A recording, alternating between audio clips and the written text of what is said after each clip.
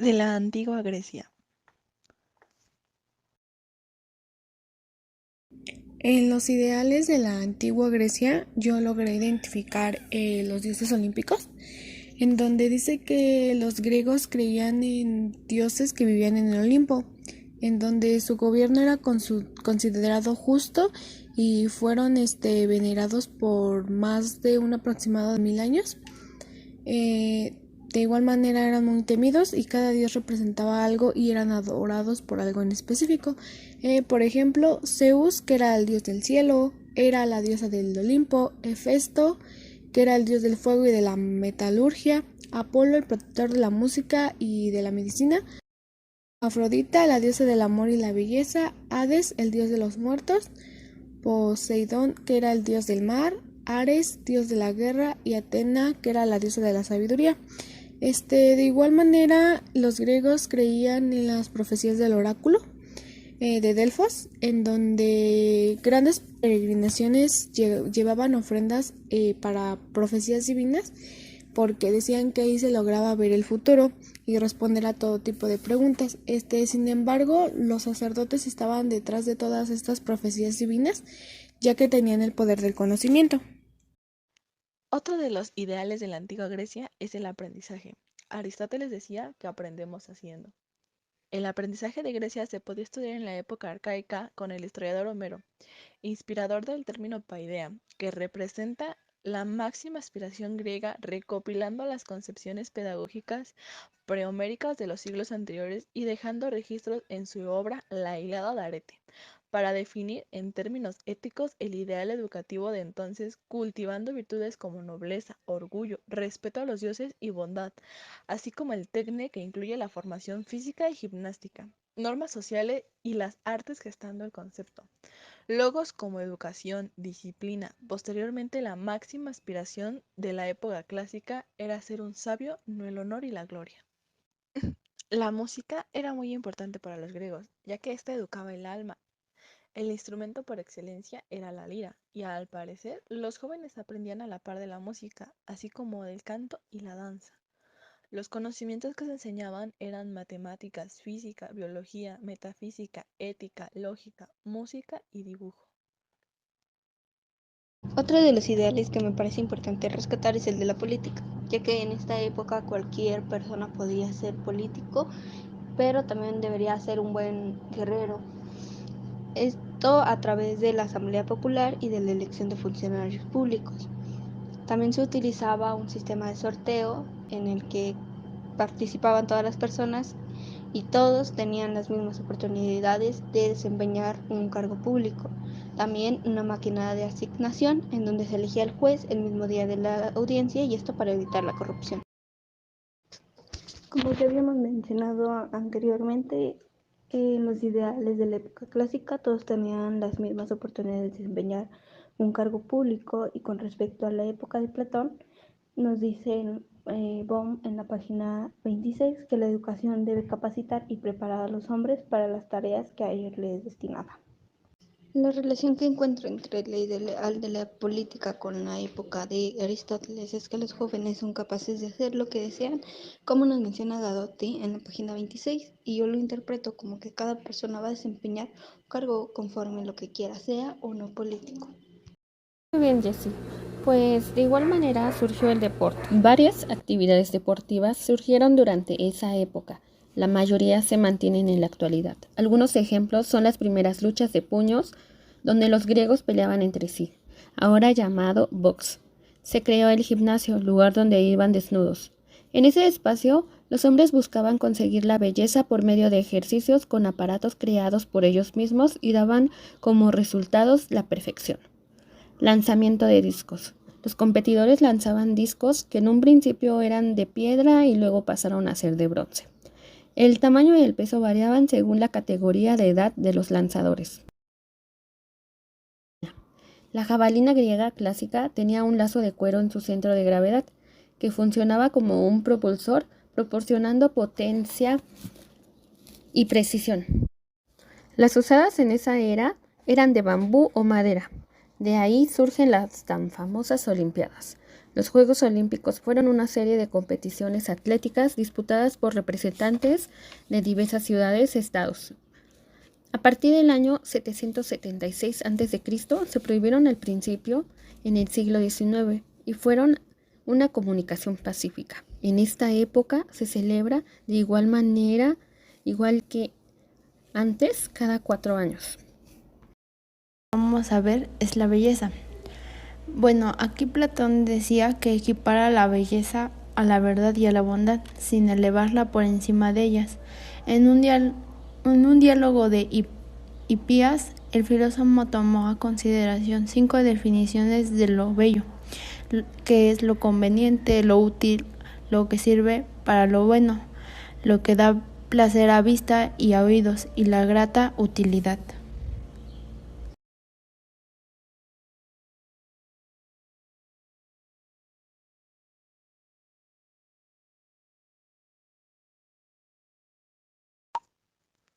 El concepto de belleza en la antigua Grecia no solo consideraba lo exterior de las formas del cuerpo humano, sino también la belleza del alma.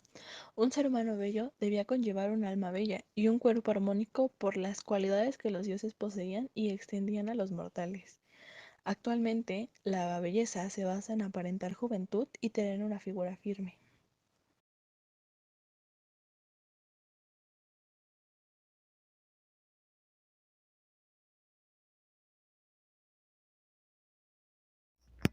Otro de los ideales que deberíamos de considerar es el entretenimiento, que en esa época era asistir al teatro.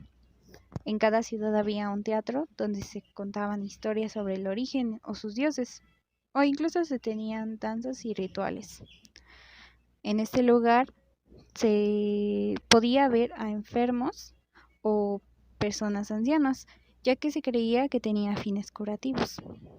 Y las formas en que se realizaban estas obras era a través de 3 personas que usaban máscaras para representar a varios personajes y que tenían expresiones con gestos, una gran voz y una pronunciación excelente para que se escuchara en todos los lugares del lugar.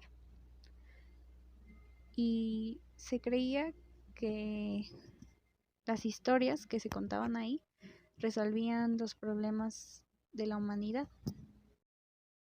En la estructura de teorías pedagógicas, como primera instancia tenemos a la concepción antropológica. Presentan o promueven una concepción del hombre, es decir, tienen una visión antropológica. Entre las formas de descubrir al hombre, podemos encontrar afirmaciones acerca de que si es un ser activo o si es un ser pasivo ante la realidad. Es un ser determinado por el medio o un ser transformador del mismo. Si se acepta que el hombre es un ser fundamentalmente pasivo, entonces se construye una propuesta educativa que le dé forma, que lo active o que le proporcione incentivos para reaccionar. En cambio, si pensamos que es un ser activo, entonces tenemos que idear propuestas de enseñanza, formas educativas que representen e impulsen, o en todo caso que canalicen sus acciones. Son propuestas que dan juego precisamente a estas capacidades, a las actividades a las que espontáneamente se inclinan los hombres y las mujeres. Otro rasgo que también se discute en torno a la concepción antropológica es si el hombre de nuestra época es individualista, es egoísta o si es sociable por naturaleza. Otro elemento inscrito en la concepción antropológica es la cuestión acerca de que si el hombre es bueno por naturaleza, un ser bondadoso, no corrupto, virtuoso, o un ser que, dadas sus potencialidades positivas, solamente requiere de desarrollarse para que fortalezcan sus virtudes y habilidades. El segundo elemento de las teorías pedagógicas es la relación entre educación y sociedad. Y de acuerdo a Pasillas en la página 13 nos dice que una teoría pedagógica hace planteamientos sobre para qué la educación, sobre las consecuencias del quehacer educativo en una sociedad, pero también se discute sobre si la educación se debe adaptar a los hombres, a las necesidades, a los requerimientos que se impone en la sociedad, o si la educación debe colaborar a transformar la sociedad. También se pregunta cómo influyen los problemas y condiciones determinantes de orden social en la escuela y en la educación en general. ¿Qué valores, ideas, intereses, formas de comportamiento resultan favorables para el orden social establecido? La escuela y la educación deben seleccionar y habilitar a los estudiantes para los puestos que ocuparán en el sistema productivo, económico y social. La educación debe capacitar al individuo para la función laboral que desempeñará, para el empleo que ocupará. Y por último, la educación es responsable de formar al ciudadano con los valores, actitudes y conocimientos requeridos para lograr una buena, deseable, democrática. Otro apartado de las estructuras pedagógicas está los conocimientos a enseñar. En la lectura de Pasillas nos habla que las teorías pedagógicas buscan criterios y argumentos para identificar, valorar y establecer los saberes que nos ha de enseñar la escuela. Autores afirman que conocimientos solo es aquel que tiene un rango de ciencia o es el resultado de una investigación científica. Conocimiento es algo técnico, aquello que es útil para producir o otro tipo de cosas. En síntesis, hay un conjunto de corrientes dentro del campo educativo pedagógico que debaten en torno al asunto de qué saber es deseable, cuáles son los conocimientos culturalmente más relevantes, más valiosos o más indispensables y que por lo tanto deben enseñar la educación. Por último, la lectura nos dice que la teoría del conocimiento y la sociología del conocimiento, que estudian cuáles son los saberes que determinadas sociedades consideran conocimiento relevante. Como cuarto elemento tenemos la concepción de aprendizaje, enseñanza y desarrollo del individuo. Miguel Ángel Pasillas nos menciona que toda teoría pedagógica tiene la necesidad de comprender el cómo se aprende, en donde están involucradas las teorías de aprendizaje, qué situaciones son mejores, qué maneras y medios son los más adecuados para el aprendizaje. Y esto está vinculado en el cómo se enseña, los cuales son los métodos de enseñanza, de qué manera se enseña, así como las técnicas, tiempos y materiales que se utilizan. Y esto va relacionado en el cómo se desarrolla el individuo, en donde trata de las teorías de desarrollo en las cuales apoya el aprendizaje y la enseñanza. Ahora bien, otro punto importante es el análisis filosófico educativo de las teorías pedagógicas. La valoración filosófica de cada teoría pedagógica abordará los siguientes supuestos y niveles de análisis. El primero es el plantológico, el segundo ontológico y después epistemológico. Estos valores filosóficos se dan a través de herramientas conceptuales que permiten reconstruir el marco teórico filosófico de referencia en el cual pueden considerar las teorías pedagógicas. Pues bien, ahora abordaremos el tema de las fichas y comenzaremos por Platón. La primera pregunta que tenemos es, ¿qué concepción se tiene del hombre activo, pasivo y por qué? Pues yo encontré que es un ser activo. Según Abagnano y Bisalbergi en su página 50, nos dice que el hombre es activo, pues prueba de ello es que incluso un ignorante oportunamente interrogado puede responder con exactitud acerca de cosas que no las había oído hablar jamás. Y respondiendo a esta pregunta, nos podemos regresar un poco al texto de Pasillas, quien menciona que tenemos que idear propuestas de enseñanza, formas educativas que respeten e impulsen en todo caso, que canalicen sus acciones, y esto en el sentido de un ser activo. ¿Alguien quisiera aportar una respuesta diferente o similar? Sí, Diana, adelante, por favor. Sí, como lo mencionaste, se busca impulsar al hombre. Un ejemplo que nos podría dar Platón es el ejemplo de la caverna, en donde busca que el hombre salga de la caverna en la que está para que vea cuál es su realidad. Entonces yo lo interpretaría como un ser pasivo. De acuerdo contigo, Diana. Muchas gracias por tu aportación y continuamos con las siguientes preguntas. ¿Qué concepción se tiene del hombre, individualista o sociable y por qué? Representa el hombre como el Estado en formato reducido y el Estado como hombre en formato ampliado y que porque él unifica la función política, pedagógica, dupla de una estatización de la educación y de una humanización del Estado. Podemos corroborar lo siguiente confirmando que el hombre es sociable, ya que en la página 26 de Whitfield Frome nos menciona que la idea platónica fundamental es que el Estado solamente es saludable y justo cuando cada una de las tareas fuera distribuida y ejecutada de manera complementar y profesional, porque la felicidad de la colectividad, así como la estructura del alma individual, depende de la cooperación armónica de todas las partes y funciones parciales. Esto nos dice que a través de la socialización que va a tener con su entorno, el hombre va a poder adquirir lo que sea necesario para él. ¿Alguien que quiera contribuir a esta información? Entonces pasamos a la siguiente. ¿Qué concepción se tiene del hombre, virtuoso o vicioso, y por qué? Según Gano y Visalberghi, en la página 49 nos menciona que la virtud de Protágoras se proclama como maestro simple conjunto de habilidades adquiridas accidentalmente por experiencia.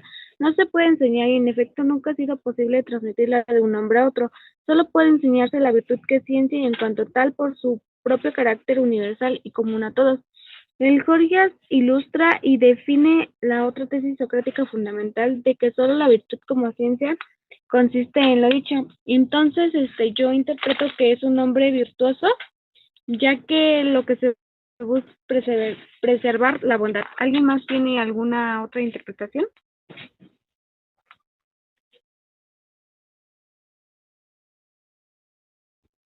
Sí, Caro, y después Aime. Yo concuerdo contigo acerca de que el hombre es virtuoso, pues de igual manera, citando el texto de Abagnano y Visalberghi, página 53, nos dice que cada una de esas virtudes se aplica a cada una de las partes del alma y a su armonía total.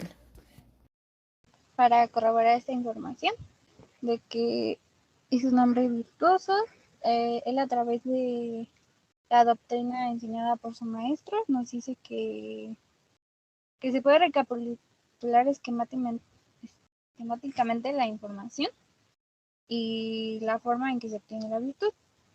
Nos propone que la virtud es una y se identifica con la ciencia, también que solo como ciencia se puede enseñar la virtud y en la virtud como ciencia consiste la única felicidad del hombre. Esto se menciona en Nicola Abagnano y Visalberghi, página 48. Sí, gracias. Entonces pasamos a la siguiente pregunta entre relaciones entre educación y sociedad. Tenemos como primer pregunta, ¿la educación se debe adaptar o debe colaborar en transformar? Yo digo que debe colaborar en transformar, ya que de acuerdo a la lectura de Bohm en la página 28 nos dice que la pedagogía platónica no se limita a la transformación de conocimientos por medio de enseñanzas y clases, o al ejercicio de habilidades por medio de la adaptación y de la socialización, tampoco a la evolución de capacidades por el desarrollo y asistencia al desarrollo, sino que ésta desea la conversión y la transformación del hombre como un todo.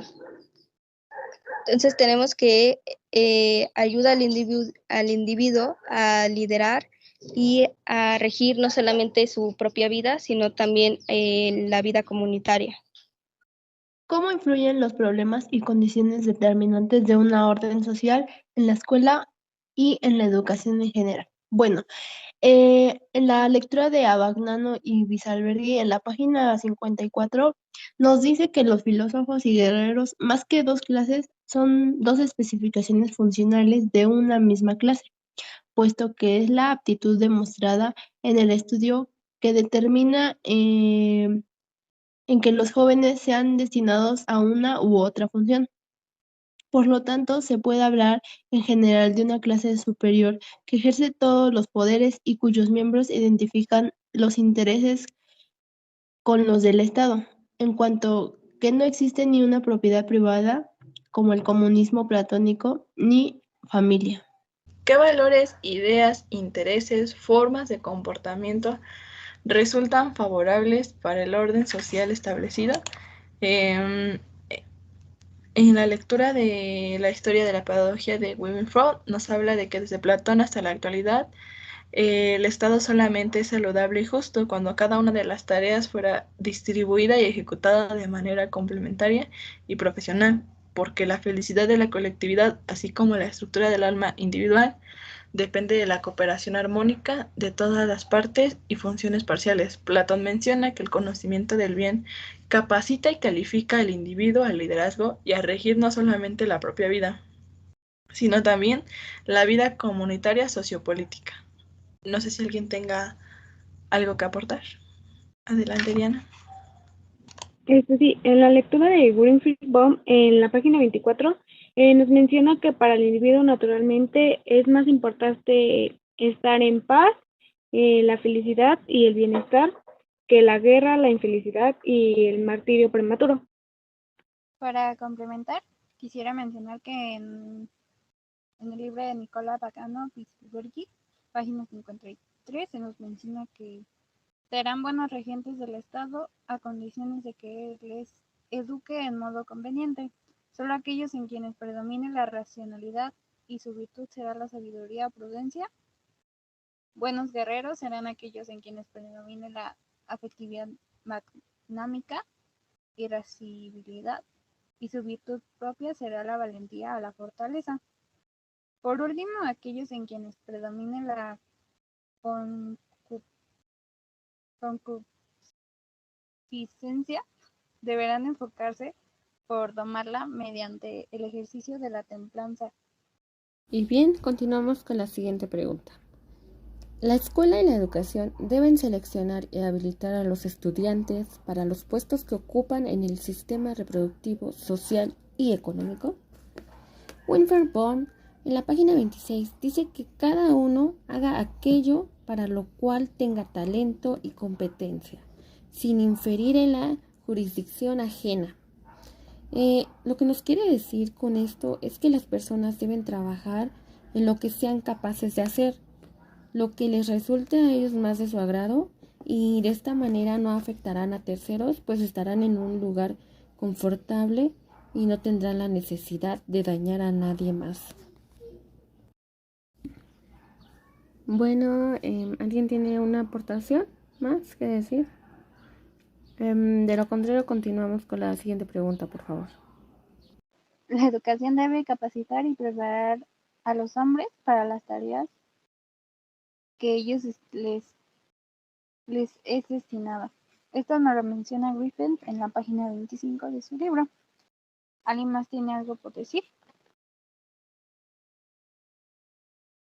Ok, podemos pasar con la siguiente.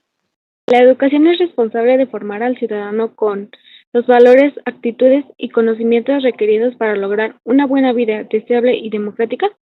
En Winfried Baum, en la página 26, nos menciona que la idea platónica fundamental es la siguiente: el Estado solamente es saludable y justo cuando cada una de las tareas fuera distribuida y ejecutada de manera complementaria y profesional, porque la felicidad de la colectividad, así como la estructura del alma individual, depende de la cooperación armónica de las partes y funciones parciales. Entonces, la educación y el Estado son los responsables de formar con estos valores y estas actitudes, tanto para la colectividad como individualmente.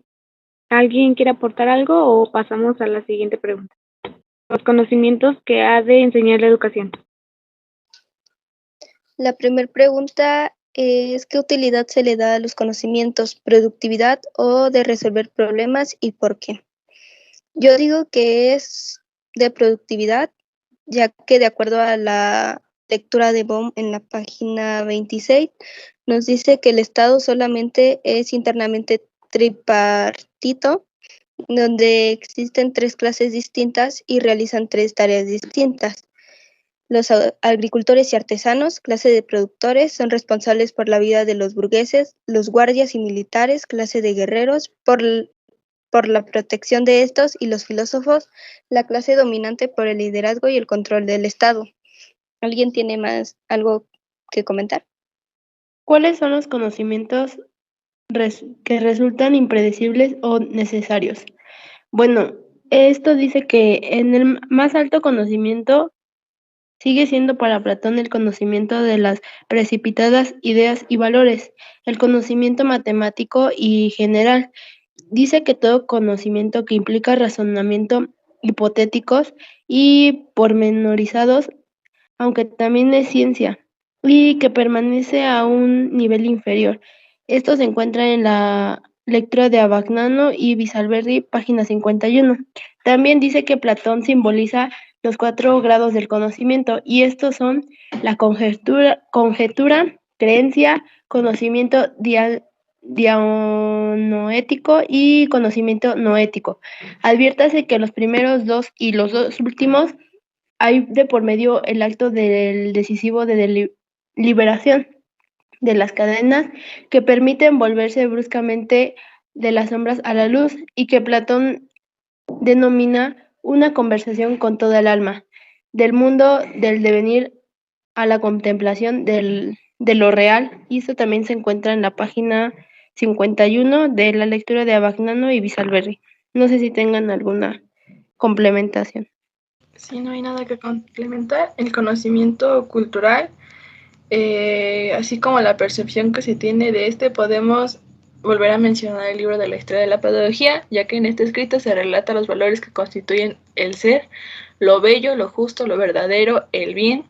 Los llama Platón ideas, pero en este término no tiene para Platón el significado subjetivo y mental que ha adquirido para nosotros. Una idea es para nosotros un acto de nuestra mente, un pensamiento. Para Platón es una sustancia, una realidad objetiva, una perfección que subsiste en sí y por sí con pleno y propio derecho. Según Platón, a este género pertenecen también las determinaciones matemáticas, los números, lo más, lo menos, lo igual. También las determinaciones matemáticas son, según Platón, perfecciones o valores. Continuando con la concepción sobre aprendizaje, enseñanza y desarrollo del individuo, empezaremos con la primera pregunta, que es ¿cómo se aprende? Para Abagnano y Visalbergi, aprender es recordar. El fundamento del aprender es la conexión esencial de la naturaleza dentro de sí misma y de la naturaleza con el alma humana. Si no se comprende esa conexión y las cosas se consideran por separado, de modo que se posee un conjunto de conocimientos aisladamente exactos pero no conexos, se tiene la recta opinión, y la recta opinión es incomunicable, es decir, no se puede enseñar ni aprender. Esto nos lo menciona en la página 50. Algo parecido a esto es algo que mencionaba Sócrates, que aprender es recordar, pero recordar con verdad y justicia. No hay que separar aquí memoria y verdad, como dice Platón, porque es olvido lo que producirán en las almas de quienes las aprendan, al descuidar la memoria, ya que fiándose de lo escrito llegarán al recuerdo desde fuera, a través de caracteres ajenos, no desde dentro, desde ellos mismos y por sí mismos. ¿Alguien quisiera complementar? De lo contrario, pasamos a la siguiente pregunta, por favor. ¿Cómo se enseña? Platón propone en primer lugar una especie de jardín de infantes, cosa que en la antigüedad no conocían ni antes ni después de Platón, con juegos, cantos y fábulas debidamente seleccionadas. A esto sigue una introducción progresiva a la música con declamación de poetas de cuyas obras serán censurados los pasajes no educativos, sobre todo para evitar que los niños se formen conceptos erróneos de la divinidad y la gimnasia. Como podemos, esto se menciona en Abagnano y Visalbergi, página 54. Como podemos apreciar en lo anterior, ya se planteaba una idea de lo que hoy conocemos como kinder o jardín de niños. ¿Tiene algo que agregar? Yo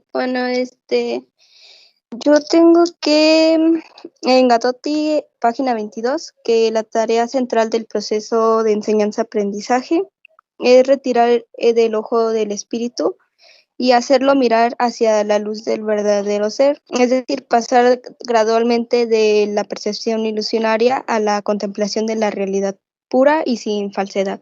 Ok, gracias. ¿Alguien más? Si no, pasemos con la siguiente pregunta, por favor. ¿Cómo es que el individuo se va desenvolviendo o va madurando?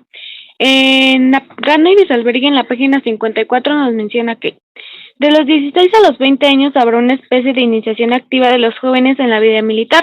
Para ello serán llevados a los campos de batalla por sus padres, cuando ello no sea excesivamente peligroso. De los 20 a los 30 años, los más idóneos estudiarán ciertas materias propedéuticas, que no son otra cosa que la matemata Pitágoras, con una división de la geometría en plana y sólida. Solo quienes habrán confirmado plenamente sus capacidades para el estudio podrán continuarlo pasando a los 30 años, hasta los 35 años, ejercitándose en la dialéctica, mientras que los menos idóneos serán destinados a la función de guerras. Los aspirantes a filósofos, por lo contrario, cumplidos hasta los 35 años, deberán pasar por una especie de largo aprendizaje práctico, como funcionarios de segundo orden al servicio del Estado.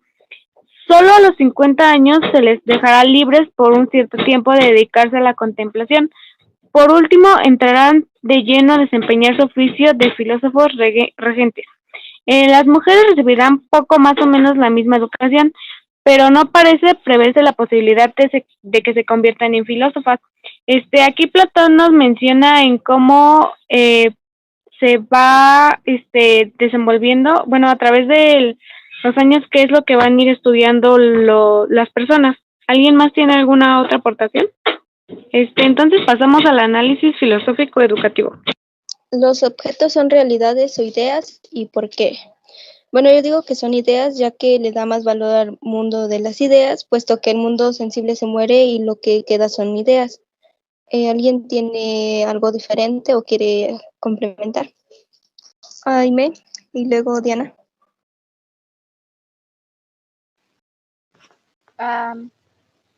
Pues yo considero, bueno, desde el punto de vista de Platón, yo considero que los objetos son ideas, ya que una idea es para nosotros un acto de nuestra mente, un pensamiento, pero para Platón él considera que es una sustancia, una realidad objetiva, una perfección que subsiste en sí y por sí con pleno y propio derecho. Es algo que nosotros vamos a considerar desde nuestros pensamientos.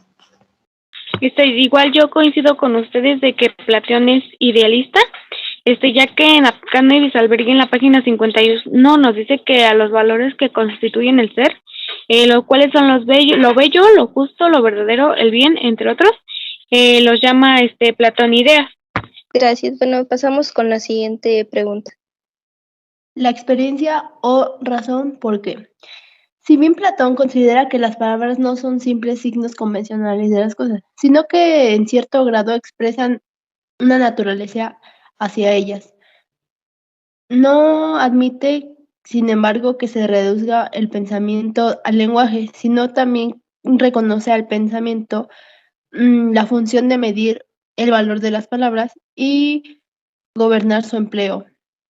En ese apartado viene en Abagnano y Bisalberghi en la página 49. Como bien ya había mencionado, Platón dice que todo conocimiento que implica razonamiento hipotético y pormenorizado también se considera ciencia. Y viene igual en la página 51 de la lectura de Abagnano y Bisalberghi. Si no hay duda en cuanto a esta pregunta, podemos seguir con la siguiente. Objeto o el sujeto y por qué. Sujeto, pues los hombres son como prisioneros en una caverna, sujetos por cadenas que solo les dejan ver la pared del fondo sobre la que se proyectan las sombras de los objetos que cierta gente lleva y hace pasar antes como una hoguera que arde en la entrada. Las sombras simbolizan la experiencia sensible y la simple conjetura concominante a estas gracias, la cual a veces se pueden adivinar algunas secuencias de imágenes. Pues bien, aquí culminamos la ficha del filósofo Platón. Siguiente ficha, que es Aristóteles. Como primera pregunta tenemos, ¿qué concepción se tiene del hombre, activo o pasivo y por qué? Abagnano y Bisalberghi en la página 66 nos habla de dos intelectos, uno pasivo y otro activo. o actual que tendría ya en sí las nociones verdaderas y actuaría sobre el otro determinando el paso de las potencias al acto de las formas inteligibles que corresponden a las experiencias sensibles particulares. Esto es debido a que en el conocimiento no se puede llegar a conclusiones verdaderamente nuevas, así como no puede darse un ser viviente que se convierta en algo diverso de la actualidad ya verificada en quien lo ha generado. En la respuesta que tenemos aquí es que es un poco, que es ambos, es tanto activo como pasivo. ¿Alguien tiene otro concepto de esta pregunta? Bueno, yo quería complementar la pregunta anterior, tomando en cuenta que en el libro de Wilfred Baum, en la página 29, se menciona que en este punto Aristóteles consideraba al hombre activo, ya que nosotros somos educados por medio de la familiarización y la comprensión racional. Nuestras tendencias naturales se desarrollan con el ser activo o mejor, por medio de imitación creativa, experiencias activas y repeticiones memorizadas. La pregunta es, ¿qué concepción se tiene del hombre? ¿Individualista o sociable y por qué? No puede ser individual, pues de otro modo lo conoceríamos ya todos sin necesidad de experiencia. Se trata más bien de algo universal en lo que participamos, fragmentando en los momentos en que nos vienen nuevas intuiciones intelectuales. Esto se menciona en Abagano y Bisalberghi en la página 66. También se nos presenta que el hombre es esencialmente un animal político, es decir, un animal que vive en sociedad con sus semejantes y fuera de esta sociedad no puede alcanzar la virtud. Pero precisamente por esa es la razón, el Estado que regula la vida social no solo tiene la obligación de velar por el bienestar material de los ciudadanos, sino también y sobre todo por su educación moral para conducirlas a la virtud. Esto se menciona en Abacano y Bisalberghi, página 68. ¿Alguien más gusta complementar esta información? Entonces pasemos a la siguiente, por favor. La siguiente pregunta es, ¿qué concepción se tiene del hombre? ¿Virtuoso o vicioso y por qué? Bueno, la concepción que se tiene es un hombre virtuoso. En Winfrey Baum, en la página 30, nos menciona que como el hombre se torna virtuoso, Aristóteles da una respuesta triple a la política por la naturaleza, adopción y razón. Lo natural es como la base. Como seres humanos nacemos con ciertas capacidades físicas y psicológicas. De igual manera, Batcano y Bisalberghi en la página 67 nos menciona que el ejercicio de la razón, que es lo que distingue al hombre de otros animales, pero el ejercicio de la razón es la virtud. Por tanto, la felicidad es la virtud. A la virtud, por la otra parte, se une necesariamente el placer que se acompaña al ejercicio de lo normal de toda la actividad. Aquí nos dice que la felicidad del hombre es a partir de la virtud. ¿Alguien quisiera complementar esta información? Yo estoy de acuerdo contigo porque también en Gadotti se menciona que los hombres son compasivos porque suponen que todos los hombres son virtuosos y todos son mejores de lo que realmente son. Gracias. Entonces pasamos a la siguiente pregunta. La primera pregunta tenemos, ¿la educación se debe adaptar o debe colaborar en transformar? Para mí, yo digo que se debe adaptar, ya que de acuerdo a Bagnano y Bisalberghi en la página 68, nos dice que es necesario tener presente un gobierno que no solo sea perfecto, sino también factible y que pueda adaptarse fácilmente a todos los pueblos. ¿Alguien tiene algo más?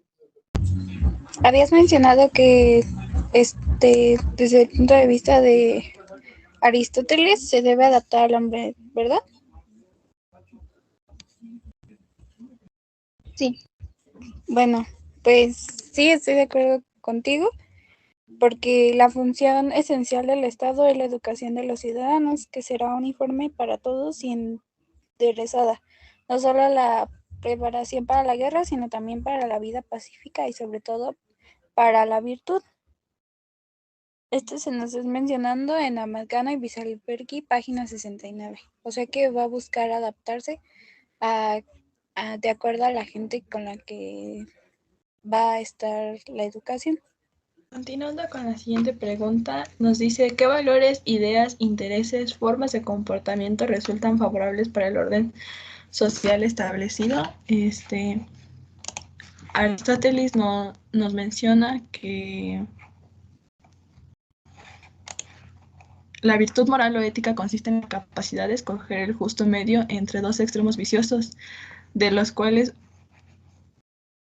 uno peca por exceso del otro por defecto. La valentía, que es el justo medio de la cobardía, y la eternidad nos refiere a que este se debe y no que se debe temer. Aristóteles indica que el Estado que regula la vida social no solo tiene la obligación de velar por el bienestar material de los ciudadanos, sino también, sobre todo, por su educación moral para conducirlos a la virtud, según Bisalguerri en la página 68. ¿Alguien tiene otro punto? Adelante, Diana.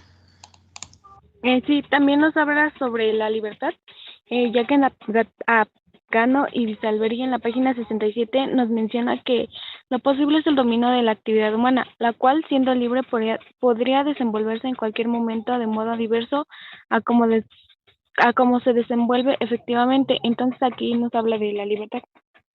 Continuamos con la siguiente pregunta, dentro de las relaciones entre educación y la sociedad. Y es, la escuela y la educación deben seleccionar y habilitar a los estudiantes para los puestos que ocupan en el sistema reproductivo, social y económico. De acuerdo a Winfried Bohm, en la página 91 nos dice que todas las obras de la naturaleza son regidas por finalidad y no por conciencia ciega. En este sentido metafórico, todos los seres animados e inanimados se desarrollan de acuerdo con su prima naturaleza. Un ser es vivo en la medida en que se torna lo que puede y debe ser, sin embargo, que su finalidad no sea traída de afuera, pero siempre le sea propia como una entelequia. De igual manera, en Ambagnano y Bisalberghi, describen que el Estado que regula la vida social no solo tiene la obligación de velar por el bienestar material de los ciudadanos, sino que también y sobre todo por su educación moral para conducirlos a la virtud. Esto en la página 69. Nos quiere decir de esta manera que los ciudadanos estarán preparados para ejercer diversos trabajos y labores a futuro. ¿Alguien más quiere comentar algo acerca de esta pregunta? Entonces, continuamos. La educación debe capacitar al individuo para la función laboral que desempeñará para el empleo que ocupará. Según Aristóteles, existen hombres que son esclavos por naturaleza, es decir, que por inclinación natural son incapaces de actividades verdaderamente humanas y libres, es decir, actividades teocráticas. Esos hombres han nacido para obedecer, no para mandar, y es justamente que sean propiedades de otros hombres. Esto se nos menciona de Amalgano y Bisalberghi, página 29. O sea que el hombre ya tendrá un puesto o un trabajo, un lugar en el que ya él está ahí sin que se le sea preguntado o sin el que él sus capacidades pueda demostrar que pueda llegar a algo más. Eso nos plantea Aristóteles. ¿Alguien más quiere comentar algo de aquí? A mí solamente para complementar y reafirmar lo que dijiste, igual en la página de Bisalguerri, en la página 69, dice que los hombres han nacido para obedecer, no para mandar. Así es, y justamente queda con lo que acabo de decir hace unos momentos. Podemos seguir con la siguiente pregunta. La siguiente pregunta es, ¿la educación es responsable de formar al ciudadano con valores, actitudes y conocimientos requeridos para lograr una actividad buena, deseable y democrática? En Batcano y Bisalberghi en la página 69 nos dice, es la educación de los ciudadanos que será uniforme para todos y enderezada, no solo a la preparación para la guerra, sino también para la vida pacífica y sobre todo para la virtud. Entonces sí, aquí la respuesta sería que sí, que la educación es responsable de formar a un ciudadano, aquí como lo dicen, para la virtud. ¿Alguien más quisiera complementar? Sí, Aime.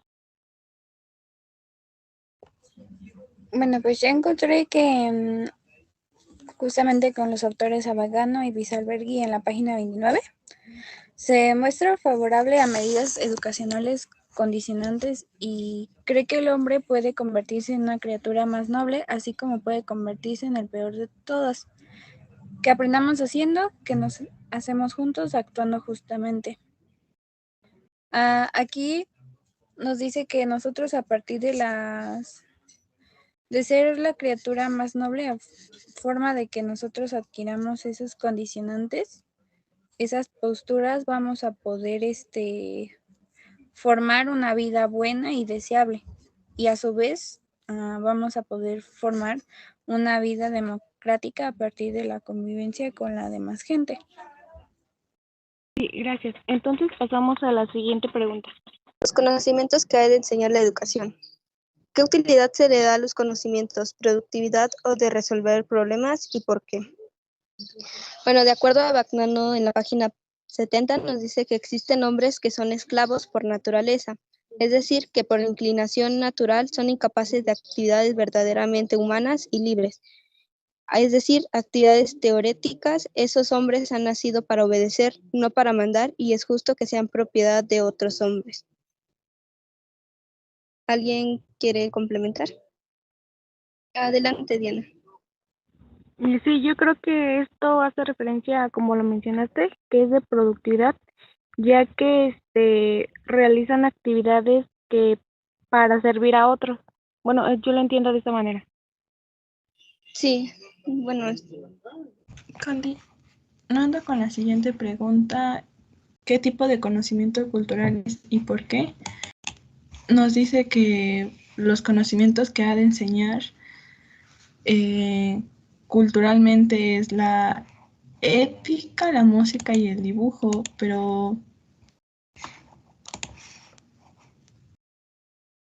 que a través de ellos no podíamos, repitiendo lo anterior, que el hombre servía para obedecer y no para mandar. No sé si alguien tenga otro punto de vista. Pasamos a la concepción sobre aprendizaje, enseñanza y desarrollo del individuo. ¿Cómo se aprende? Según Aristóteles, dice que nadie podría aprender y entender nada si no aprendiera nada a través de los sentidos, y que todo aquello que se piensa necesariamente en imágenes. Esto es de Abagnano y Bisalbergi en la página 76. Aquí Aristóteles nos quería decir que el hombre conoce por medio de los sentidos, es decir, que todo conocimiento comienza mediante ellos, es decir, los sentidos, pues el hombre toma contacto con las cosas. No sé si quieren aportar algo a esto o continuamos. ¿Cómo se enseña? Su naturalismo que atribuye una importancia particular a cada fase del desarrollo en cuanto tal, exige una didáctica gradual y ligada a los sentidos y a la imaginación, así como una educación moral basada en los hábitos y en el dominio de sí mismos, conquistado con el ejercicio. Por otra parte, su finalismo y la supuesta superioridad de la teocrático sobre lo práctico tiende a hacer prevalecer la educación intelectual sobre cualquier otras y a desarrollar aquella sin conceder mucha autonomía al educando. Esto se menciona en Abacano y Bisalberghi, página 69. ¿Alguien más tiene algo para aportar? Sí, Jessie.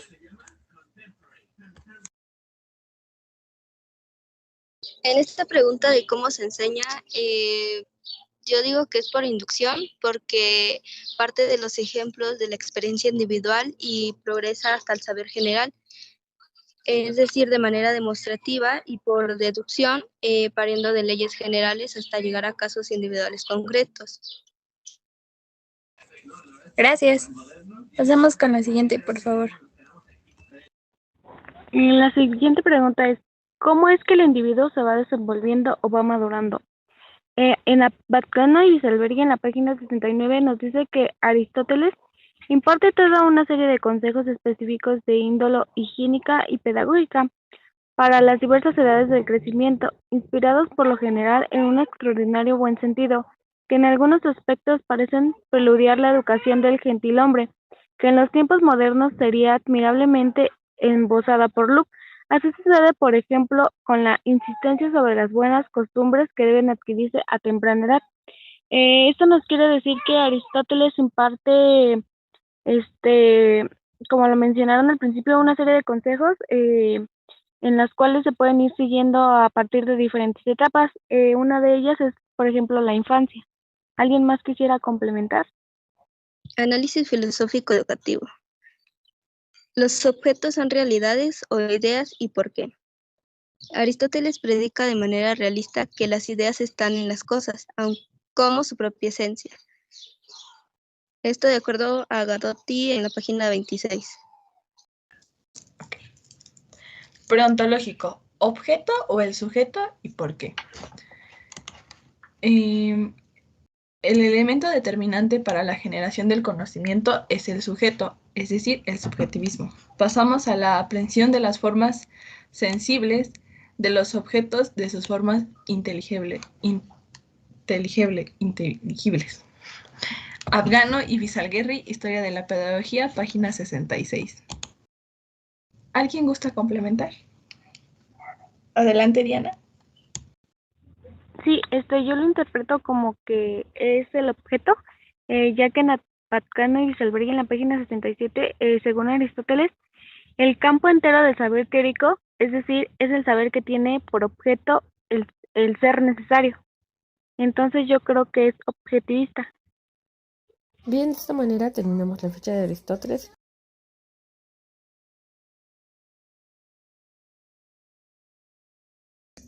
La relación entre los ideales y la información de las fichas analíticas de la antigua Grecia. Yo relacioné que en Winfried Baum, en la página 25, en la teoría pedagógica de Platón, nos dice que la educación debe capacitar y preparar a los hombres para las tareas que a ellos es destinada. Entonces, en la antigua Grecia, las funciones que se les daba a las personas eran otorgadas mediante un sorteo. Entonces yo aquí encuentro la relación, como se menciona, que les dan la tarea a la que se les es destinada, ya sea a través del sorteo, como lo hacían en la antigua. De igual manera, otra relación que yo encuentro es que en la lectura de Winfried Baum, en la página 26, en la lectura de Platón, nos dice que la felicidad de la colectividad, así como la estructura del alma individual, depende de la cooperación armónica en todas las partes y funciones parciales. Entonces, en la antigua Grecia, tenían una asamblea popular en donde participaban todos los hombres mayores de 18 años, en donde hablaban de política y democracia, y todos tenían el mismo derecho para evitar la corrupción. También esto se relaciona con Aristóteles, ya que en la lectura de Vazcano y Wieselberg, en la página 69, nos dice que la educación de los ciudadanos será uniforme para todos y enderezado, no solo para la preparación de la guerra, sino para una vida pacífica. Entonces aquí nos habla como de que la felicidad de una colectividad y de que todos tengan los mismos derechos para que todos vivan de una mejor manera. Ciencia en la antigua Grecia. Las importantes contribuciones de la ciencia griega de que se tiene un registro provienen de la ciudad de Mileto, cerca de la costa de lo que hoy es Turquía, empezando con Tales aproximadamente en el 585 a.C. y siguen con Anaximandro aproximadamente en el 555 a.C. y después con Anaxímenes en el 535 a.C. La contribución medicular de Tales al pensamiento científico fue el descubrimiento de la naturaleza, y con esto queremos decir la idea de que los fenómenos naturales que vemos a nuestro alrededor son explicables en términos de materia, interactuando por medio de las leyes naturales y que no solo son el resultado de actos arbitrarios de los dioses. Otro de los ideales de la antigua Grecia es el aprendizaje. Aristóteles decía que aprendemos haciendo. El aprendizaje de Grecia se podía estudiar en la época arcaica con el historiador Homero, inspirador del término paideia, que representa la máxima aspiración griega recopilando las concepciones pedagógicas prehoméricas de los siglos anteriores y dejando registros en su obra La Ilíada de Arete, para definir en términos éticos el ideal educativo de entonces, cultivando virtudes como nobleza, orgullo, respeto a los dioses y bondad, así como el tecne que incluye la formación física y gimnástica, normas sociales y las artes gestando el concepto. Logos como educación, disciplina. Posteriormente, la máxima aspiración de la época clásica era ser un sabio, no el honor y la gloria. La música era muy importante para los griegos, ya que ésta educaba el alma. El instrumento por excelencia era la lira, y al parecer los jóvenes aprendían a la par de la música, así como del canto y la danza. Los conocimientos que se enseñaban eran matemáticas, física, biología, metafísica, ética, lógica, música y dibujo. La relación que encuentro entre el ideal de la política con la época de Aristóteles es que los jóvenes son capaces de hacer lo que desean, como nos menciona Gadotti en la página 26, y yo lo interpreto como que cada persona va a desempeñar un cargo conforme lo que quiera, sea o no político. Otra relación que tienen las fichas con la antigua Grecia en el deporte es que la escuela de Platón, denominada Academia por hallarse fundada en el gimnasio del héroe Academo, se organizó de acuerdo con el modelo de las comunidades pitagóricas, es decir, como una asociación religiosa, un diasos.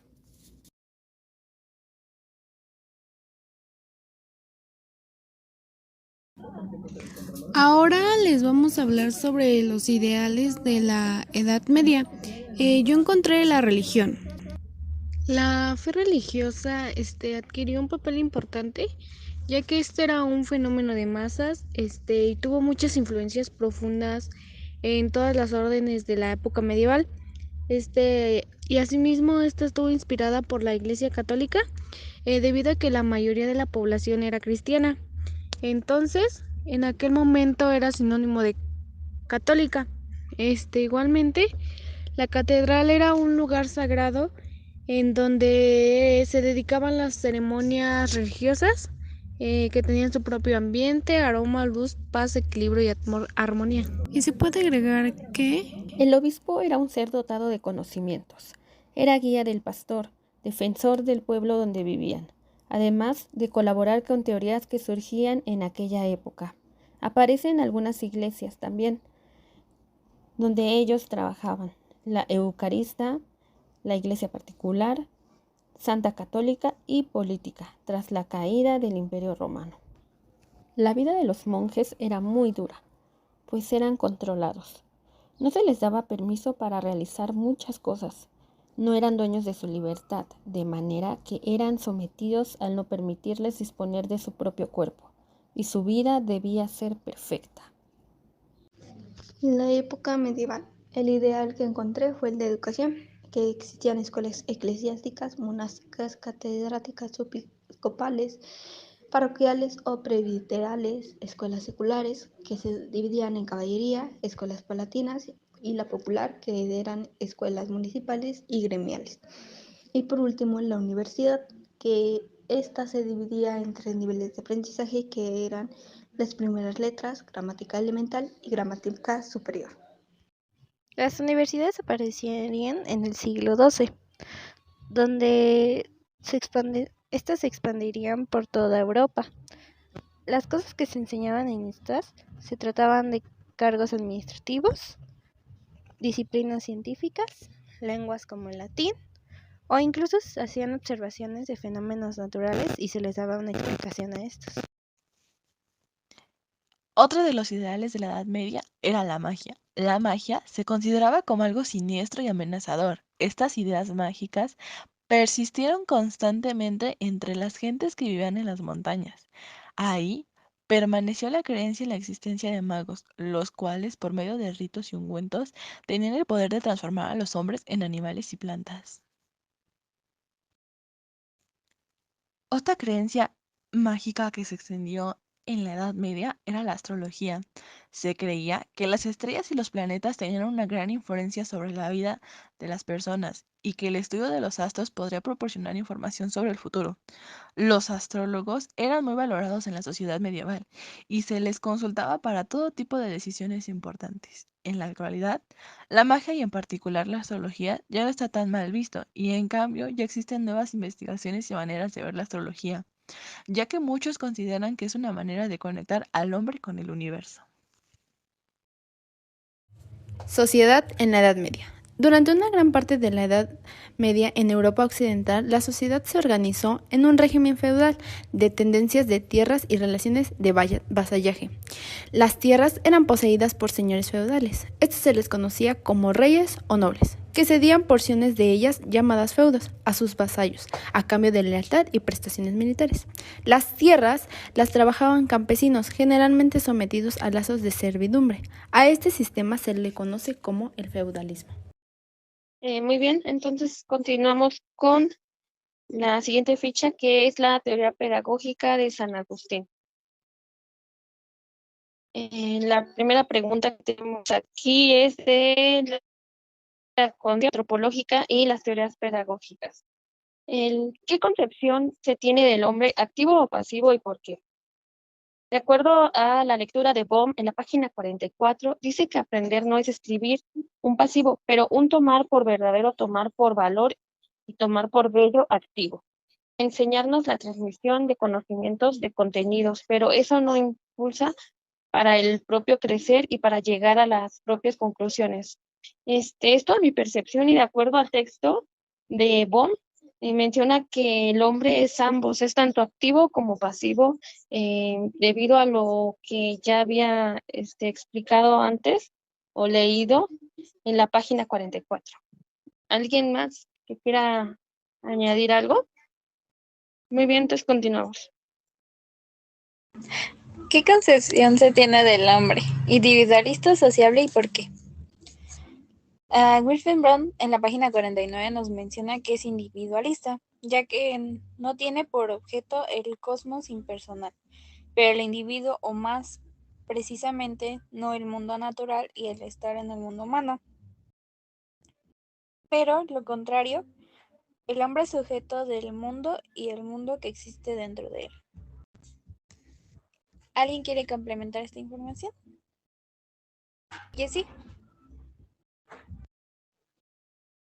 Yo también estoy de acuerdo que el hombre es individualista, porque en la lectura de Bohm, en la página 41, nos dice que el hombre entre memoria, razón y libertad y el peculiar entrelazamiento entre ser, saber y querer como persona, que no vive en el mundo cosmológico, pero es principio y sujeto de su propio mundo. Gracias. Continuamos con la siguiente, por favor. ¿Qué concepción se tiene del hombre, virtuoso o vicioso y por qué? Vaticano y Isarregui, en la página 98, nos menciona que el hombre que se aleja de él, o sea, Dios, aleja de sí estas tres cosas y cae en el pecado. Por lo tanto, al hombre se le presenta continuamente la siguiente alternativa: vivir según la carne y debilitar o romper la propia relación con Dios, cayendo en el pecado, o vivir según en el Espíritu, afianzando la propia relación con Dios y preparándose a participar en su misma eternidad. San Agustín sostiene este punto sobre todo en su polémica con Pelagio, monje bretón que había sostenido la capacidad del hombre de obrar virtuosamente y por lo tanto de salvarse incluso sin asistencia de la gracia divina. Aquí yo creo que el hombre es virtuoso, ya que según se le da como la libertad de elegir si quiere seguir a Dios y si no lo elige así, caerá en el pecado. ¿Alguien más quisiera complementar esta información? Bueno, estoy de acuerdo contigo de que es un hombre vicioso que pasaría después a ser virtuoso, pero primero tendría que ser considerado como alguien vicioso el hombre, ya que Santa Agustín afirmaba que con Adán la humanidad entera habría caído en el pecado, convirtiéndose en una sola masa condenada, de la cual ningún miembro podía sustraerse al justo castigo si no era por misericordia y la gracia divina. Por lo tanto, reconocía que Dios predestinaba a la salvación solo a ciertos hombres que lo seguían. Esto se menciona en la página 99 de Abagano y Bisalberghi. O sea que somos ya una masa condenada desde la perspectiva de San Agustín, la cual está pues en sí ya condenada, pero si nosotros seguimos ciertos patrones que se nos presentan, podemos llegar a la virtud. Sí, gracias. Entonces pasamos a la siguiente pregunta. Las relaciones entre educación y sociedad. La primera pregunta, tenemos que la educación se debe adaptar o debe colaborar en transformar. Yo digo que se debe transformar, ya que en la teoría de la iluminación, por lo cual el conocimiento de toda verdad nueva no solo implica determinados signos o palabras que la ocasionan, sino también una efectiva y directa intervención divina que se realiza en nosotros como iluminación íntima. Esto de acuerdo a Bagnano y Bisalberghi en la página 100. ¿Alguien tiene algo para complementar? San Agustín plantea la idea de que se debe de transformar mediante la educación, ya que él tenía una filosofía educativa donde dudar y resolver las dudas llegaban a iluminar la fe con la razón y la razón con la fe, o sea, mutuamente. Esto se puede leer en Abarcano y Bisalberghi en la página 100.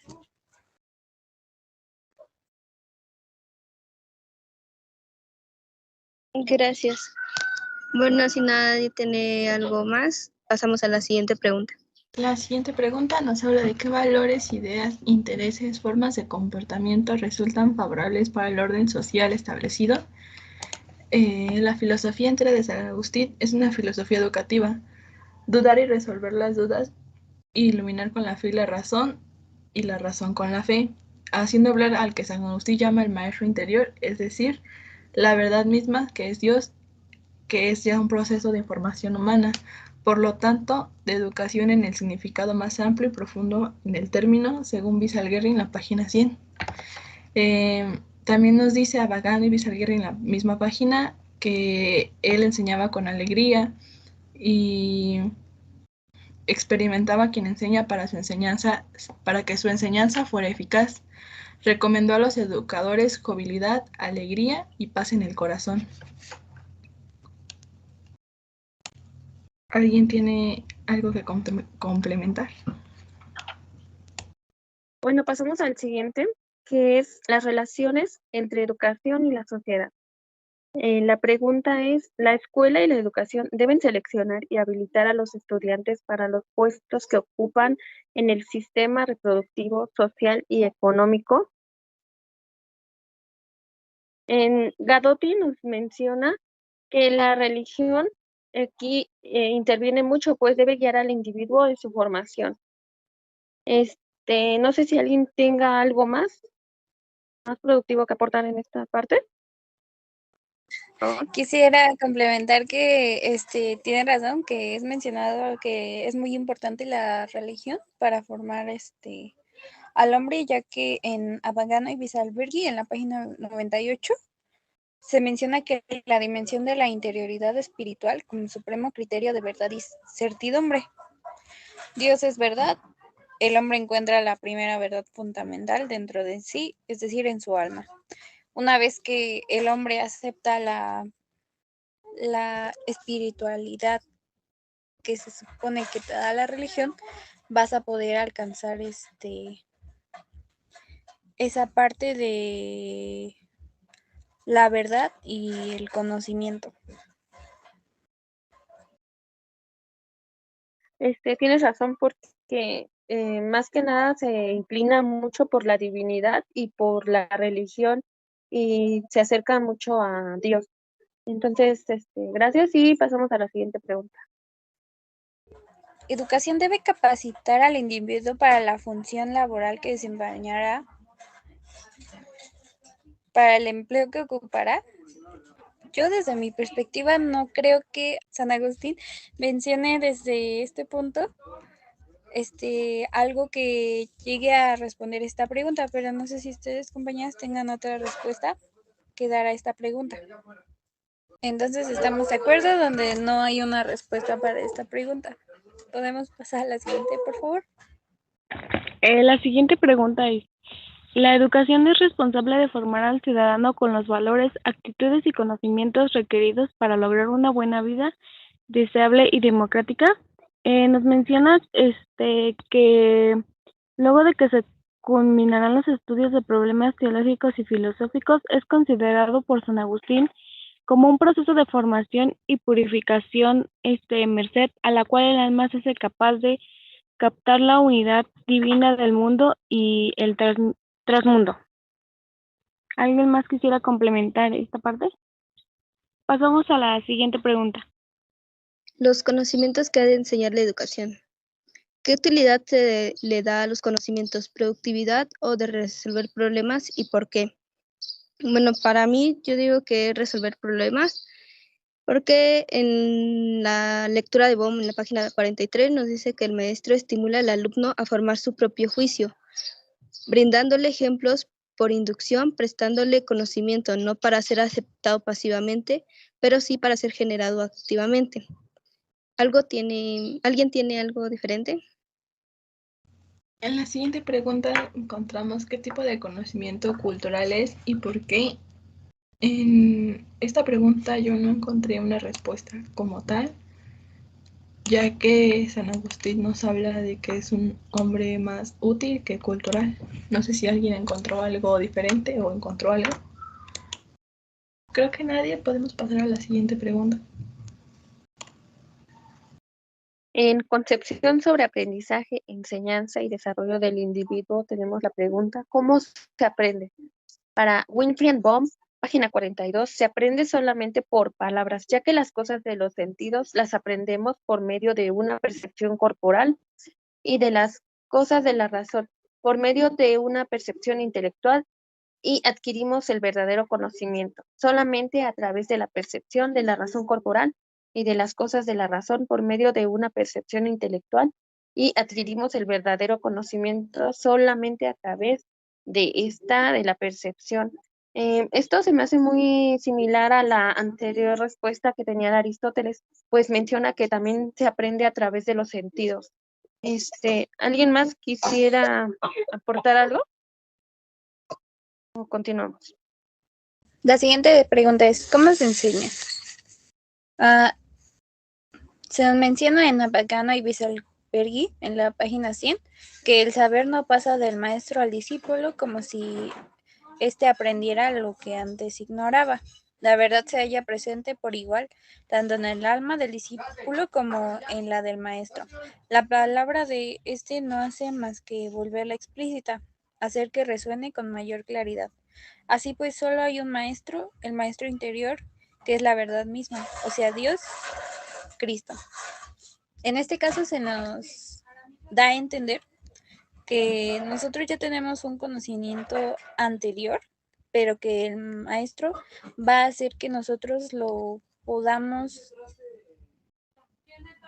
tener o entender con mayor claridad. Lo vamos a poder comprender sin que se nos dificulte tanto o incluso abrirnos paso a la vista de lo que nosotros puede que antes no habíamos conseguido pues observar. Y después se nos menciona, y casi podría decirse que quien enseña aprende del que aprende, que quienes escuchan hablan en nosotros y que en cierto modo nosotros aprendemos en ellos lo que les enseñamos. Verdad educativa altísima, válida para cualquier enseñamiento digno del nombre. Esto se nos menciona en Abadgano y Wieselberghi en la página 101. ¿Alguien tiene algo para comentar la respuesta a esta pregunta? Entonces pasamos a la siguiente. Esta pregunta es ¿cómo es que el individuo se va desenvolviendo o va madurando? Aquí no encontré algo en específico que nos hablara sobre alguna teoría de desarrollo o algo así propuesto por San Agustín. ¿Alguien quisiera agregar algo? La verdad es que no hay una respuesta para la pregunta que planteabas en ninguno de los documentos que nosotros hemos mencionado. Gracias. Entonces pasamos a la siguiente pregunta. Análisis filosófico educativo, preontológico, objeto o el sujeto y por qué. San Agustín nos habla de que es sujeto. No salgas de ti, vuelve a ti mismo, en el interior del hombre habita la verdad, y si encuentras modable tu naturaleza, trasciende también a ti mismo. La verdad está en el hombre, pero no es el hombre, se halla por encima del hombre, quien para encontrarla debe trascenderse a sí mismo. Abagano y Bisalguerri, página 97 y 98. Los objetos son realidades o ideas y por qué. San Agustín objeta que en tal caso Dios carecía de razón porque tendría la razón fuera de sí. Las ideas están pues en la razón divina, o sea, en el logos. Esto según Abagnano y Bisalberghi, página 99. ¿Alguien tiene algo distinto o quisiera complementar?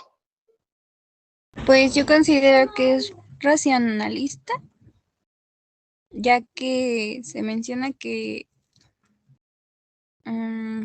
pues que Dios es verdad, el hombre encuentra la verdad fundamental dentro de sí.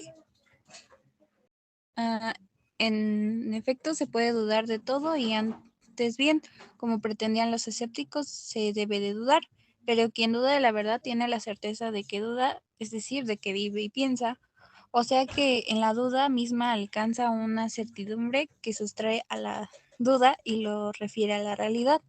Esto se menciona en Navagano y Bisalberghi en la página 98. O sea que el hombre va a dudar y esa duda se va a afrontar a su realidad, a lo que él está conociendo.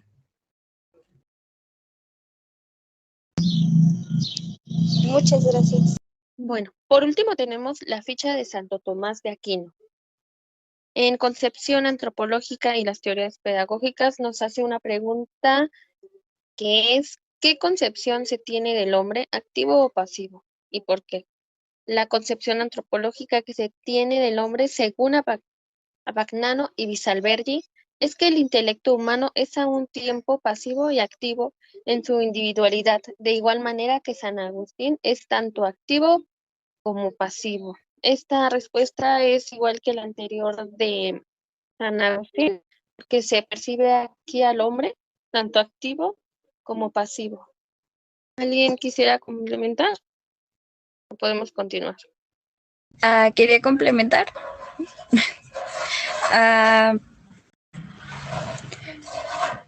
En Abadgano y Bisalberghi, en la página 124, se nos menciona que la primera vía es la prueba cosmológica y parte del principio de que todo lo que se mueve es movido por algo. Es necesario llegar a un primer motor que no sea movido por nada. Es primero partir de donde no hay nada para después así empezar a avanzar. Eso es lo que nos quisiera explicar Santo Tomás de Aquino. Sí, en tu respuesta que acabas de dar, ¿cómo percibe, según Santo Tomás, al hombre?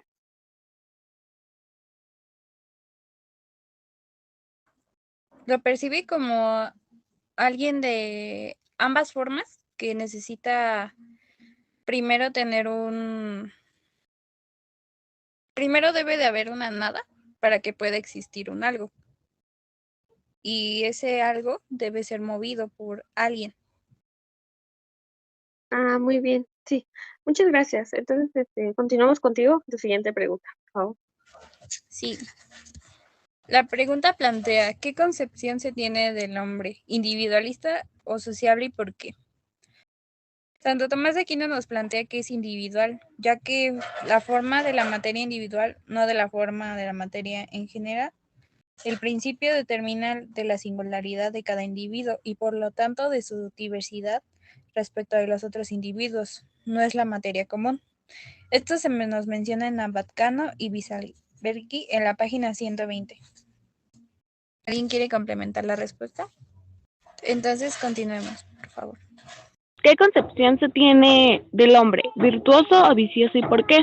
En Apatcano y Salbergue, en la página 23, nos menciona que la ética tomista está dominada por la preocupación de salvaguardar la libertad del hombre. En la página 24, y nos menciona que la libertad preside la formación de aquellas disposiciones o hábitos que consisten en las virtudes, mientras las potencias naturales están determinadas de forma que actúan en un solo modo, y por lo tanto no tienen la posibilidad de elección ni libertad.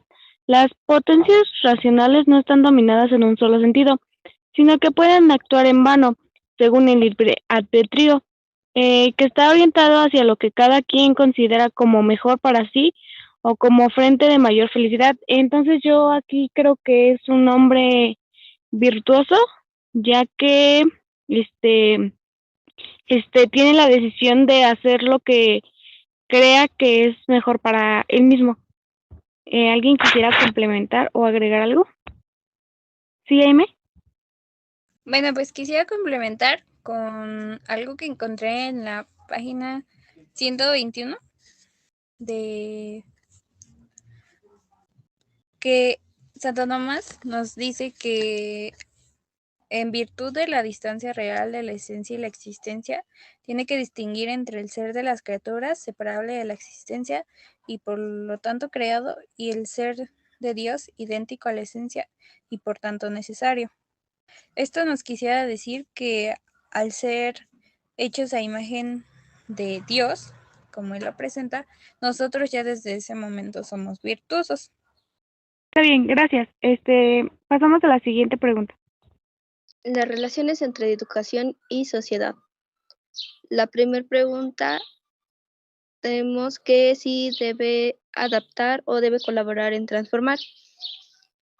Nos dice Gadotti en la página 50, la meta de la vida activa es el trabajo dirigido para el beneficio del prójimo, por lo que yo considero que se debe colaborar a transformar en la sociedad. ¿Alguien quisiera complementar? Tienes esa razón en la parte donde mencionas que es para un bien de un común, porque en la pregunta dice que si es adaptar o transformar. Yo creo que más es transformar, ya que se trata, Santo Tomás de Aquino nos plantea que se trata de obligar a la adquisición de buenos hábitos o disposiciones mediante reiterar elecciones en un mismo sentido. O sea, todo va a ser en camino para para llegar a una meta en común, en una comunidad. Gracias. Pasamos a la siguiente pregunta. La escuela y la educación deben seleccionar y habilitar a los estudiantes para los puestos que ocupan en el sistema reproductivo, social y económico. Gadotti nos dice en su página 124 que, según las propias palabras de Lenin, con excepción de Rusia, en Europa no existe ningún país tan bárbaro en el cual las masas populares hayan sido privadas de la enseñanza, de la cultura y del saber. Por eso, en su decreto del 26 de diciembre de 1919, obligaba a todos los analfabetas de 8 a 50 años de edad a aprender a leer y a escribir en su lengua vernácula o en ruso según su deseo. A esto responde la pregunta que la escuela y la educación sí deben habilitar a los estudiantes para los puestos que se ocuparán en un futuro en lo reproductivo, en lo social y en lo económico, al alfabetizarlos y enseñándoles a leer y a escribir. ¿Alguien tiene algo más que aportar o podemos continuar? Continuamos con la siguiente, por favor. Ok. La educación debe capacitar al individuo para la función laboral que desempeñará para el empleo o el empleo que ocupará. No se tiene una respuesta clara durante la lectura que tuvimos de los textos de teorías pedagógicas, pero no sé si alguna de ustedes, compañeras, tenga alguna respuesta para complementar esta pregunta o para más bien darle respuesta. Yo creo que esta pregunta es semejante a la anterior, la que yo acabo de responder, porque al alfabetizar a los individuos, la escuela se está haciendo responsable al capacitarlos para una función laboral que va a desempeñar a futuro. Eso es lo que yo pudiera aportar.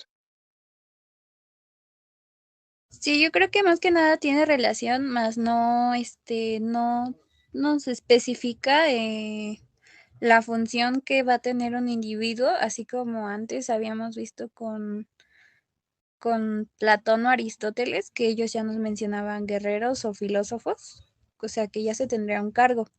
Aquí ellos no nos están diciendo como tal, sí se nos dice que van a aprender algo o se van a alfabetizar, pero no se dice qué cargo, para qué cargos van preparados.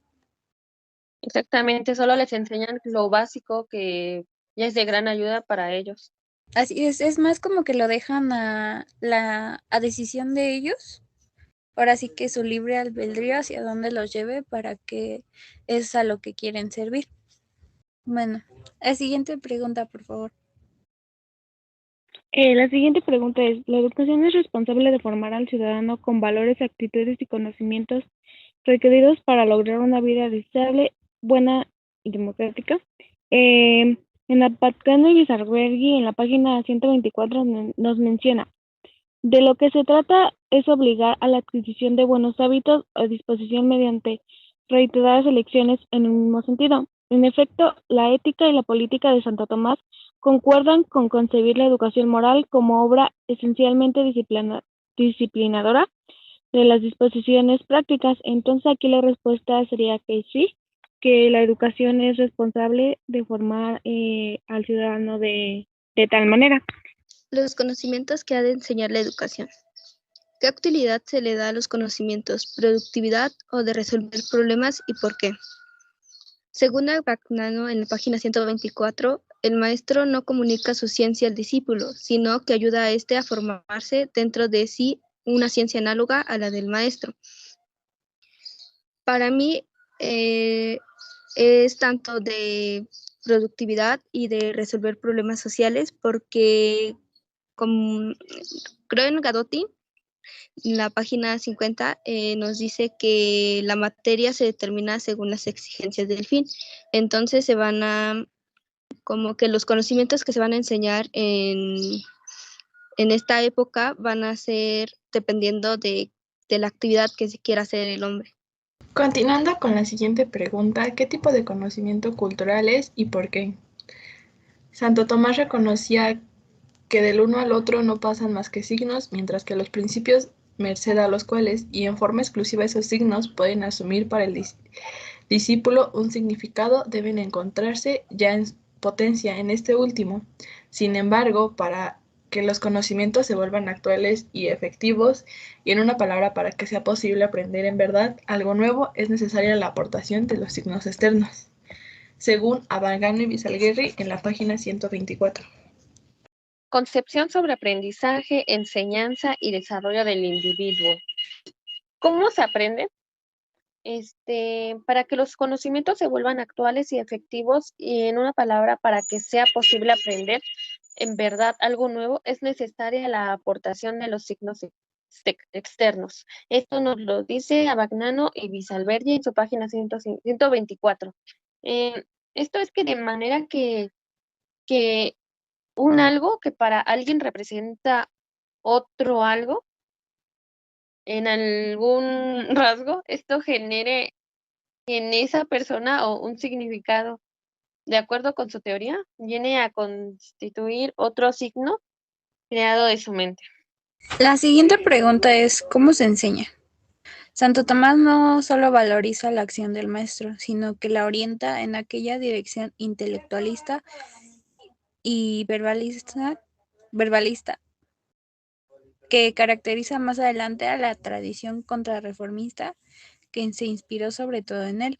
Esto se nos menciona en Apatcano y Bisalbergi en la página 124.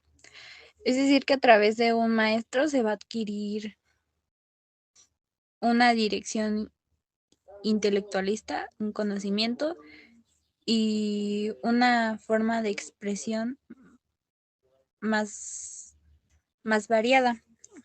¿Alguien más tiene algo que contribuir a la pregunta? Algo que se decía durante la clase y citando nuevamente a Bagnano, la página 124 que habías dicho, es que el hombre enseña desde el exterior. Solamente esa aportación. Gracias, Caro. ¿Alguien más? Continuamos con la siguiente pregunta. En la siguiente pregunta nos dice, ¿cómo es que el individuo se va desenvolviendo o va madurando? Aquí no encontré en la lectura algo relacionado con estas teorías de desarrollo. ¿Alguien encontró algo o quisiera aportar algo? ¿Sí, Aime? Más bien querría mencionar la relación que existe entre San Agustín y Santo Tomás, porque no plantean una forma en cómo se va a desarrollar la educación a través de que el individuo va madurando. O sea, se puede ver que todavía no tenían ese planteamiento de cómo se iba a ir aprendiendo y en qué etapas. Sí tienes razón, ya que ninguno de los dos se menciona esto. Pasamos entonces a la siguiente pregunta. Análisis filosófico educativo. Objeto o el sujeto y por qué. En este caso yo no encontré información de si es objeto o sujeto. No sé si alguien haya encontrado algo. Ontológico, la experiencia o la razón, porque bueno, en la lectura de Abagnano y Bisalberghi, en la página 120, dice que la razón humana posee una verdad que le es propia. Los principios de los cuales parten son verdaderos porque se le han dado por Dios. Por consiguiente, las verdades de la razón no pueden ser nunca incompatibles con la verdad revelada, una y otras que derivan de Dios. Sí, yo creo que ahí entra lo de intelectualismo tradicionalmente que es atribuido por Santo Tomás, en donde se basa en la aceptación de que la ignorancia puede ser una causa del mal actuar, así como la afirmación de que el objeto de la voluntad es presentada por la razón. Es decir, que es por ambos, por la experiencia y la razón, ya que nos dice que el origen del conocimiento primero va a ser a través de los sentidos, que es de la experiencia, y después va a pasar a la razón.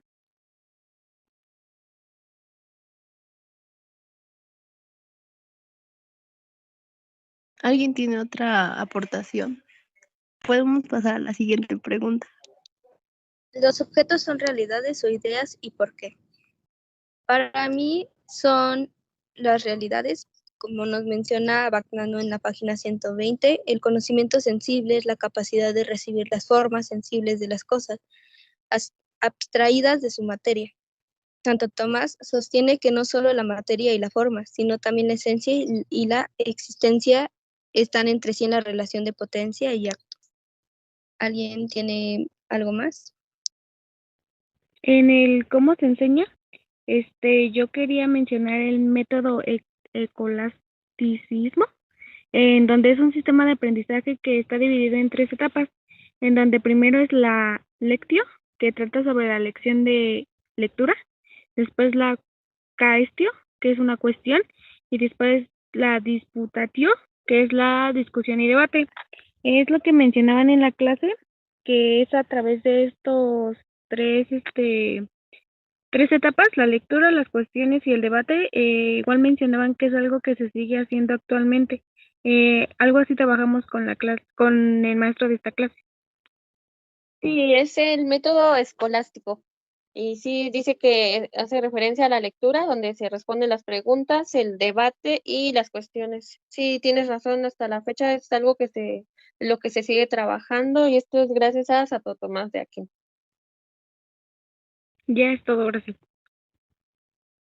Entonces, de esta manera damos por concluido nuestro pequeño debate que hicimos con las fichas y les agradecemos mucho por su atención.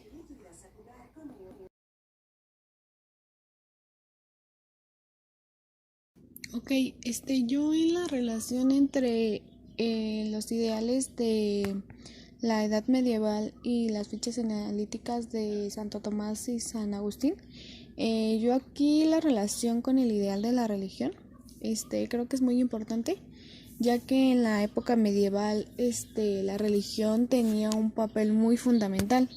Entonces, en estas teorías pedagógicas hacen mucha mención de Dios, lo cual es también muy fundamental en ello. De igual manera menciona a Bagnano y Visalvergi a Dios, que no se puede creer en lo que Dios ha revelado si no se sabe que hay Dios. La relación que podemos encontrar entre el ideal de universidad que se tenía en la época de la Edad Media y la estructura pedagógica que ya planteamos anteriormente es que las universidades respetaban la religión y respetaban que decían que Dios era la máxima fuente de conocimiento. Y se llegaba a dar ciertos conocimientos a las personas que tenían la posibilidad de aprender, es decir, las personas que tenían una mayor calidad de vida y mayores bienes. Se les enseñaba diversas lenguas y se buscaba la explicación de fenómenos naturales para darle una explicación a todo lo que sucedía en el entorno. Sociedad en la Edad Media. Durante una gran parte de la Edad Media en Europa Occidental, la sociedad se organizó en un régimen feudal de tendencias de tierras y relaciones de vasallaje. Las tierras eran poseídas por señores feudales. Estos se les conocía como reyes o nobles, que cedían porciones de ellas, llamadas feudos, a sus vasallos, a cambio de lealtad y prestaciones militares. Las tierras las trabajaban campesinos, generalmente sometidos a lazos de servidumbre. A este sistema se le conoce como el feudalismo.